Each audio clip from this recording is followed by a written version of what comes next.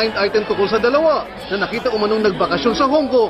Ito din ang panahong inumpisahan nila ang Wapakman. Oktubre bago tumulak pa Amerika, na corner ng media si Manny tungkol sa issue. Paano? Daggang sa Hong Kong ko na nagkita ko na. Oo, gani. Tinaga? Oo. Totoo ba? Nakita ramang kain. No comment.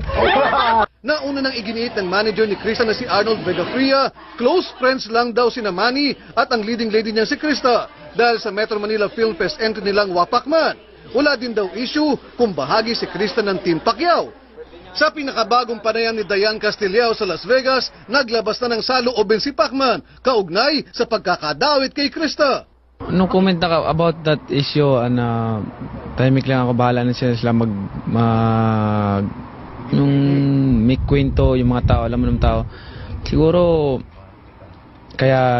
hindi tayo masinso dahil pakialaman mo yung buhay ng personal ng buhay ng iba.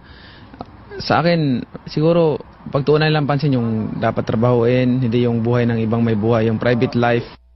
Nakiusap din siyang ituon daw sana ng lahat ang karangalang dala ng kanyang tagumpay. At sana i-honor nila yung nagawa kong na-achieve kong achievement para sa ating mga Pilipino. Like what I said, alisin muna natin yung tinatawag nating crab mentality.